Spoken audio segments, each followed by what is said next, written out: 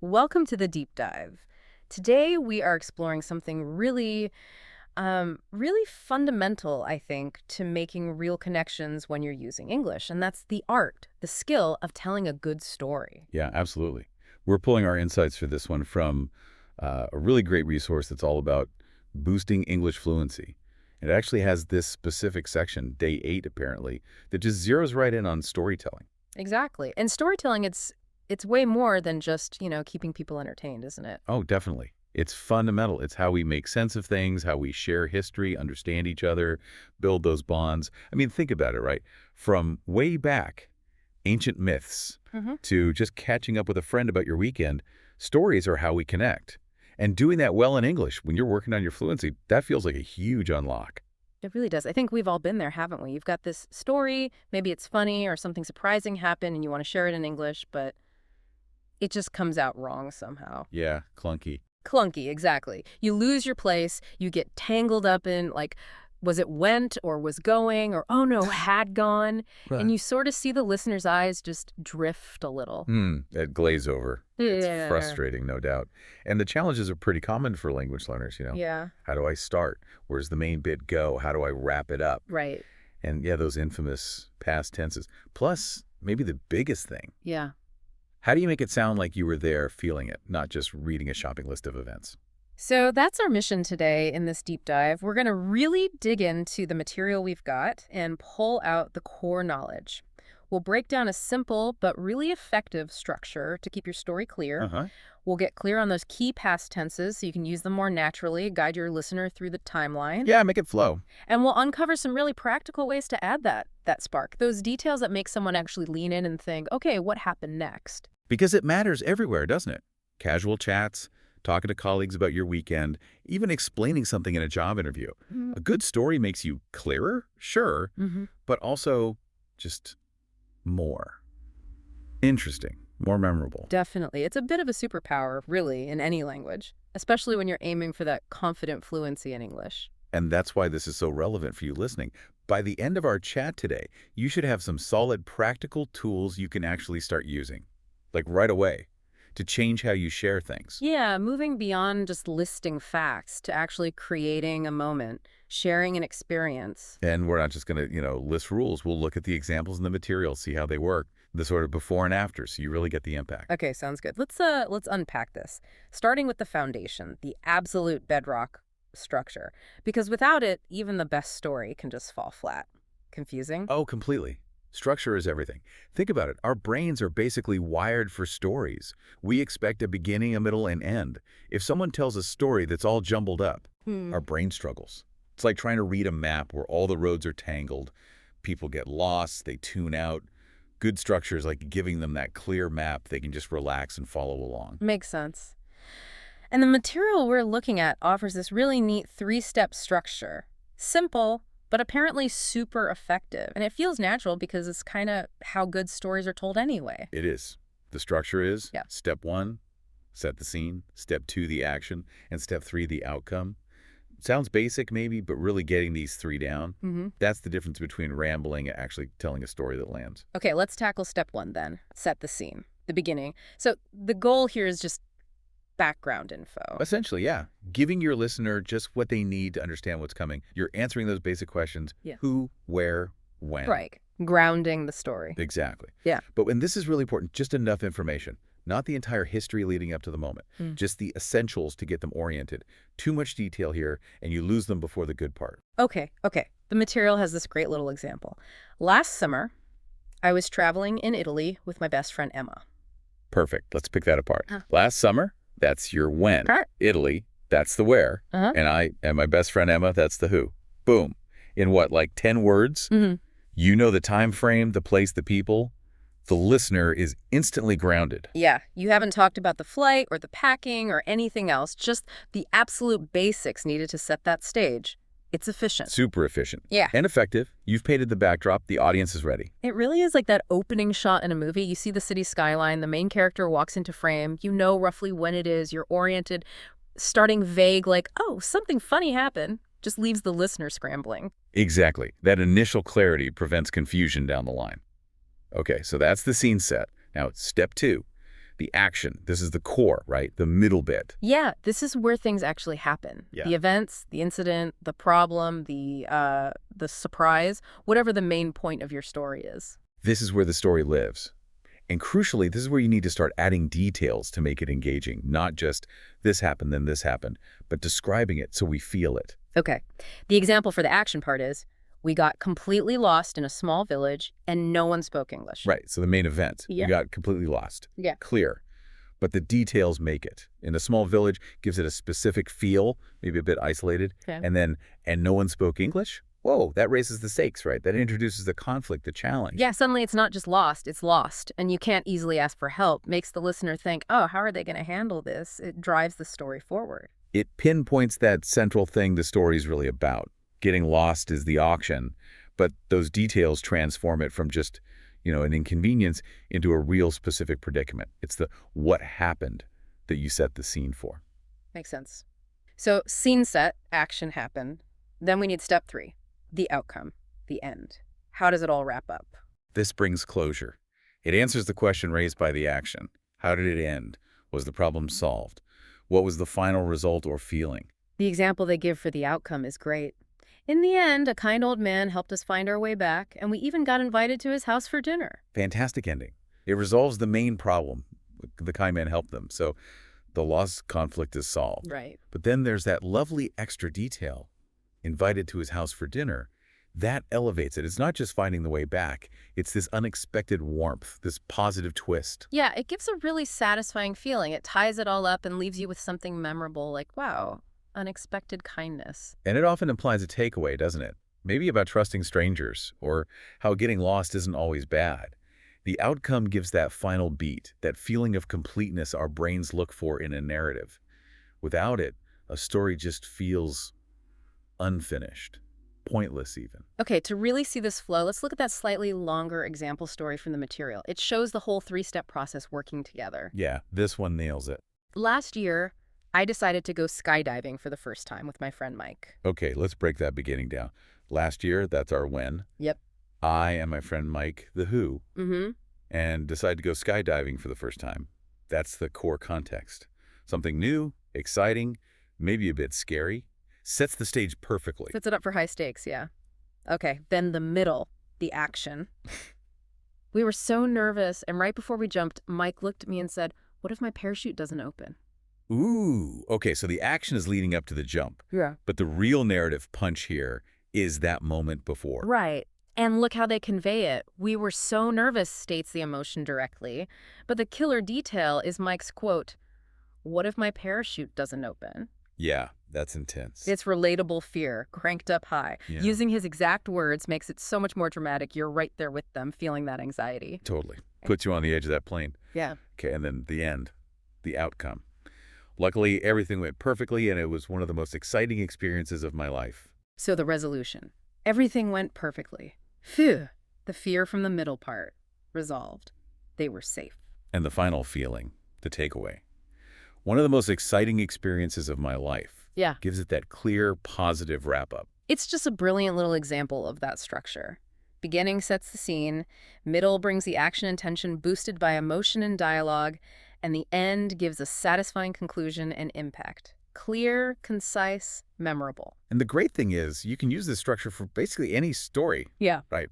Big or small, funny thing at the supermarket, weird thing someone said, learning something new. Absolutely. Just think, who, where, when, that's your beginning. What was the main thing that happened? That's your middle. How did it end up? That's your end. Just mapping those points mentally before you start talking. It makes a huge difference to the clarity. Yeah, stops you from jumping around or starting halfway through or just sort of fizzling out. Exactly, gives you guardrails. So once you're feeling a bit more comfortable with that structure, the next big piece is using the language tools, specifically those often tricky past tenses. Yes, the grammar zone. This is where I think a lot of learners feel unsteady. You know you need past verbs, but which one? Past simple, past continuous, past perfect. Getting them mixed up really makes a story hard to follow. It definitely can. but the material highlights the three key ones for most personal stories in English. And understanding why you use each one, its function in the story, is way more helpful than just memorizing rules. It's all about building that timeline for your listener. Okay, let's start with the main one, the real workhorse, past simple. Right. Past simple is for completed actions, things that happened at a specific time in the past or one after another in a sequence. These are the main plot points that move your story along, like dots on a timeline. The examples in the material show this clearly. We arrived at the airport and checked in for our flight. And also, she called me last night to tell me the news. In that first one, arrived, done. Checked in, done. They happen in order. Past simple shows that sequence. Arrived, then checked in. Makes sense. In the second one, called is just a single finished action happened last night. So past simple is your default for the main storyline. I woke up, I had coffee, I left. Completed steps. It's like the skeleton of your story's timeline. If you took out all the descriptions, you'd basically be left with a chain of past simple verbs outlining what happened. Okay, now past continuous. This one adds layers. Yeah, exactly. Layers, context. Past continuous is for actions that were ongoing at a certain point in the past. It's perfect for setting the scene, describing background stuff that was happening while the main events occurred, or for a longer action that got interrupted by a shorter one. Think of it as a duration, a line, not just a point. Okay, the examples help here. It was raining when we left the hotel, and I was talking to my friend when I saw a celebrity. See, in the first one, it was raining, describes the ongoing background condition. The rain wasn't just a quick event, it was the atmosphere while the main action, we left the hotel, past simple, happened. Right. In the second one, I was talking, is the longer ongoing action, past continuous. And it was interrupted by the shorter, sudden event. When I saw a celebrity, past simple. The talking was happening for a while, and the seeing happened during that time? It adds that richness, that atmosphere. Instead of just, it rained when we left, which is okay, but a bit flat. It was raining. Makes you almost feel it. And I talked when I saw, it sounds a bit odd, like maybe you stopped talking, then saw them. I was talking. Shows the conversation was in progress, paints a better picture of what was happening around the main point. Gives it depth, exactly. Shows simultaneous things happening. Past simple drives the plot. Past continuous paints the scene around it. Got it. And then the third one, past perfect. This one sometimes feels a bit more complex. Yeah. But it's super useful for clarity when you're talking about things that happened earlier. Yeah, it's like a time machine within your story. Past perfect refers to an action that happened before another specific point or action in your past narrative.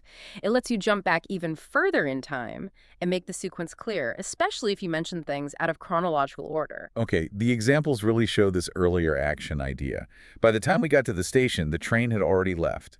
And I'd never tried sushi before that day. In that first one, we got to the station, past simple, is your main past point in that part of the story. But the train leaving, that action had already left, happened before you arrived. Using past perfect, had left, clearly flags it as the earlier event. If you just said the train left, I might think it left right as you got there or after. Had left removes that doubt. Ah, okay. Yeah. It clarifies the sequence. Correctly. And the second one, I had never tried sushi, describes a state of never trying sushi that existed before the specific time marker in the story, that day. It sets the context for whatever happened on that day regarding sushi. So you're telling your story using past simple and continuous, but then you need to mention something that happened even before the bit you're talking about now. That's when you pull out the past perfect, like setting the historical context for that moment in your story. Precisely. It avoids confusion about what happened first. Yeah. A common slip-up is using past simple for that earlier action, which can really scramble the timeline for the listener. Okay, let's try that practice activity from the material. Test ourselves. Here's the sentence with blanks, using the verbs in parentheses. Yesterday, I see an old friend while I walk in the park. All right. Think about the two actions. Seeing the friend and walking in the park. Which one was likely ongoing, forming the background, and which one was a shorter event that happened during the other? Seeing someone is usually quick, right? A moment. Walking can go on for a while. Right, so the walking is the background action that was in progress. And the seeing happened while that was going on. Exactly. So the walking should be past continuous, and the seeing should be past simple. Which means the correct sentence is, yesterday I saw an old friend while I was walking in the park. Perfect. Saw, past simple, for the main, interrupting action. Was walking, past continuous, for the ongoing background activity. That structure, past simple, interrupting past continuous, is super common in storytelling. It really clicks when you think about the job each tense is doing in the narrative. The material says the best way to get comfortable is just practice. Tell a simple story, maybe about your morning, and consciously think, is this a main step, fast simple? Is this background atmosphere, past continuous? Do I need to refer to something earlier, past perfect? That conscious practice is vital. It'll feel mechanical at first, maybe a bit slow, but doing it deliberately helps build the intuition. You'll start to just feel which tense fits the timing you want to convey. Don't aim for perfection right away, just aim for clarity. Those common errors, like using past simple for background, I walked when I saw, or past continuous for a quick main action, I was seeing my friend, they smooth out over time. Okay, so we've got structure, the 3 steps. We've got the language tools, the key past tenses.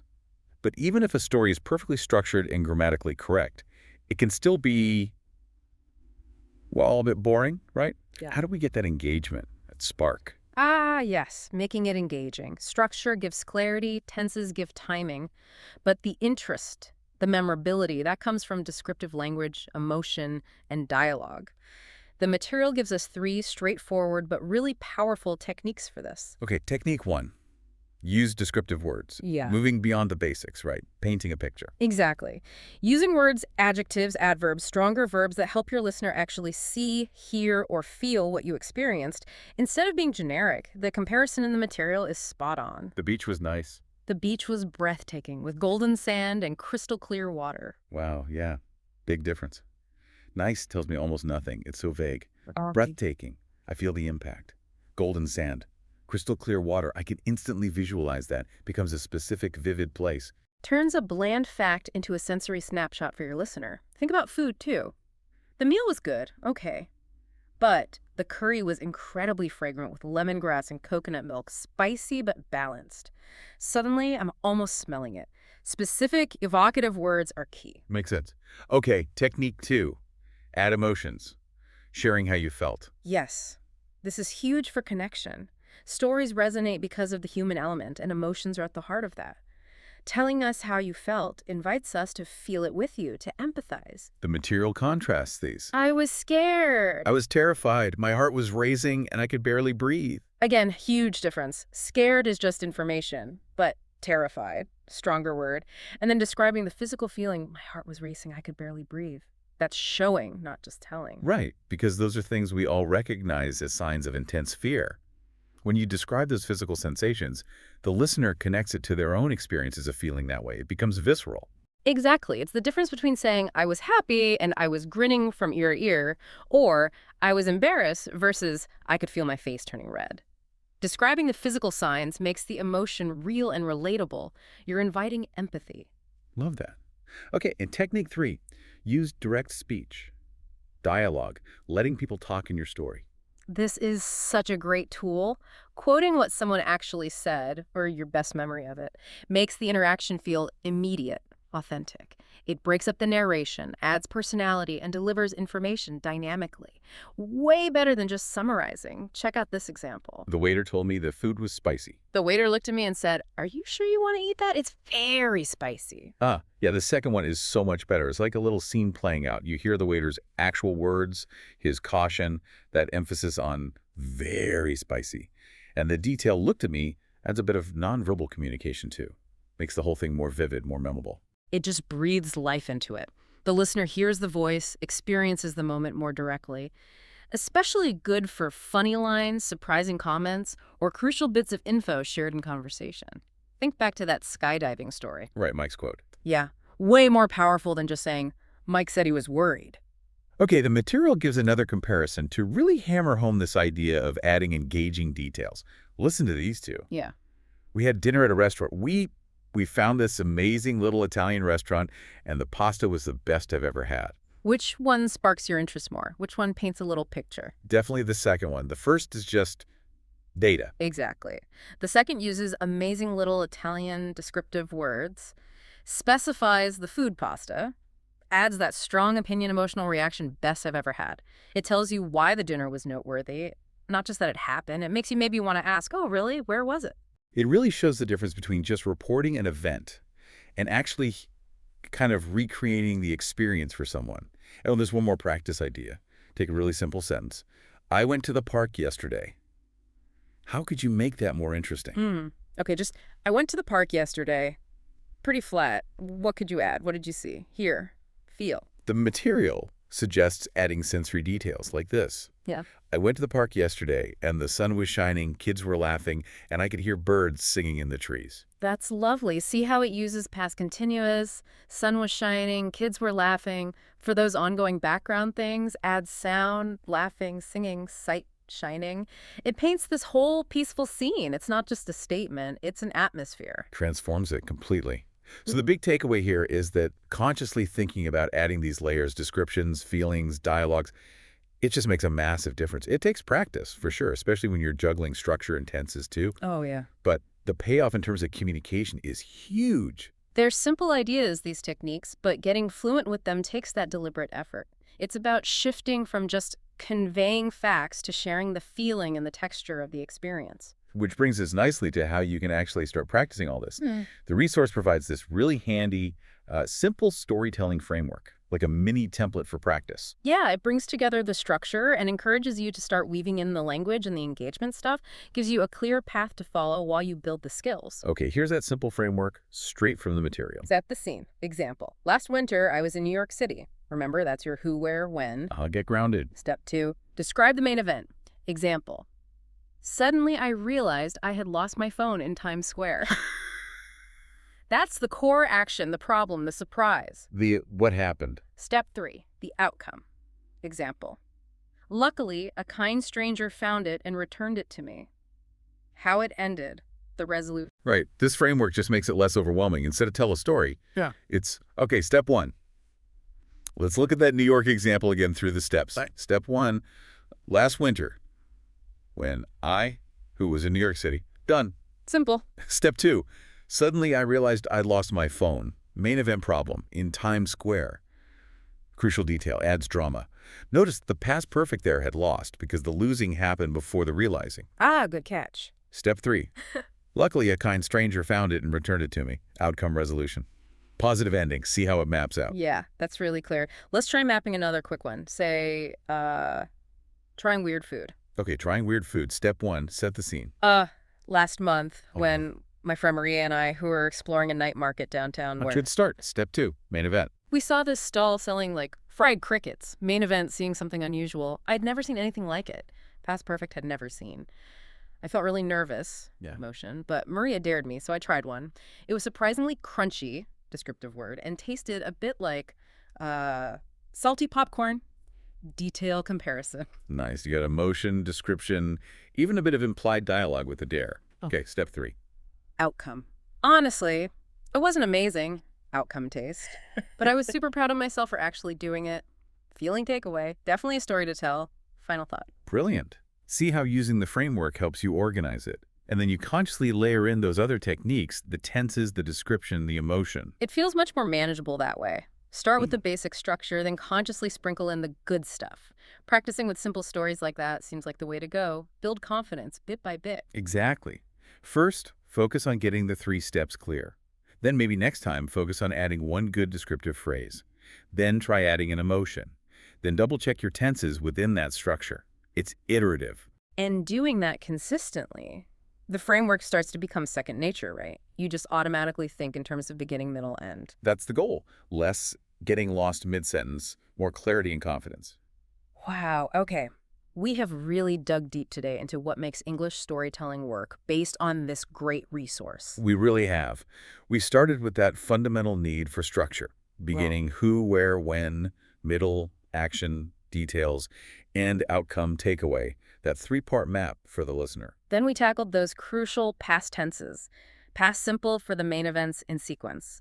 Past continuous for background action or setting the scene. Right. And past perfect for those even earlier events to keep the timeline straight. Making sense of time. And then we moved into adding that life, that interest. Yeah, the engagement techniques. Using descriptive words to make things vivid. Like breathtaking beach instead of nice beat. Adding emotions, showing how you felt, like my heart was racing. Building that connection. And using direct speech, dialogue, like the waiter saying, "It's very spicy." Bringing it to life. And we saw how even small details, like in the restaurant example, amazing little Italian restaurant, make a huge difference. And finally, that simple practice framework. Step 1, set the scene. Step 2, main event. Step 3, outcome, your go-to tool for actually doing this. These aren't just abstract ideas. They're the concrete tools you use to share your world in a way that connects. If you've ever felt like your stories in English just weren't landing, these are the areas to really focus your practice. And applying them, even starting small, will make your stories clearer, way more interesting, and honestly more fun to tell. You'll feel more capable. Which leads us right into your challenge, based exactly on the prompts from the material. Okay, here it is. Your mission, should you choose to accept it. Think of a story, a short one from your life. Funny, surprising, embarrassing, whatever. Keep it simple to start. Don't try to tell your life story first time out. Haha, no. Step 2, use that 3-step structure. Beginning, middle, end, just jot down the key points, a few words for each. Get the skeleton down. Now, the important part. Tell it out loud. Practice saying it. And as you do, consciously try to weave in some description, some emotion, maybe a line of dialogue if it fits, and pay attention to those past tenses. This is where the learning really sticks, actually producing the language. Tell it to the mirror, record yourself on your phone, listening back is so helpful, or try it out on someone patient. The goal isn't perfection, it's deliberate practice of the techniques. And we really want you to think about how that goes. The material prompts us to ask you, what story did you pick? When you told it? Which technique, description, emotion, dialogue did you focus on most? Or which one felt like it added the most punch? And be honest with yourself. What's still the hardest part for you? Structure, tenses, finding the right words, confidence. Knowing your specific challenge helps you know where to focus next time. And trust me, the more you do this, the more automatic it becomes. Your brain starts organizing and finding the language more easily. So you've got a solid toolkit now and a framework to practice telling better stories in English. But fluency is a big puzzle, lots of pieces. And the material hints at what's next on this journey. Yeah, tomorrow's deep dive sounds really interesting. It tackles something loads of learners do, trying to learn English from movies and TV shows, which sounds great, but often doesn't work as well as people hope. Right, you can watch hours and hours, but does it actually stick? How do you go from just passive viewing, maybe reading subtitles, to actively improving your listening, your vocabulary, your speaking? Exactly. So the next session digs into that. How to choose the right shows for your level, specific ways to actually train your ear to catch natural, fast speech, and crucially, how to use subtitles effectively. The approach might actually surprise you. Okay, day 9. Learning from movies and TV shows. If that's something you do or want to do better, definitely tune in for that one. Make sure you're following us. And just to leave you with a final thought, tying back to today, the material really stresses that great conversations often start with great stories. Why is that?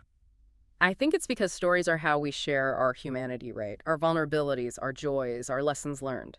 So the question to ponder is, how does getting better at structure, at using tenses correctly, at adding those engaging details, how does that fundamentally change your ability to connect with people, to be truly seen and understood when you speak English? That's deep. It's about more than just correctness. It's about impact and connection. Powerful stuff. Okay, your challenge awaits. Pick that story, use the framework, add some sparkle. Keep practicing, notice the stories people tell around you, and don't be afraid to share yours. We'll catch you tomorrow. Until then, keep talking, keep practicing, and really enjoy the journey of becoming a more confident and engaging storyteller in English.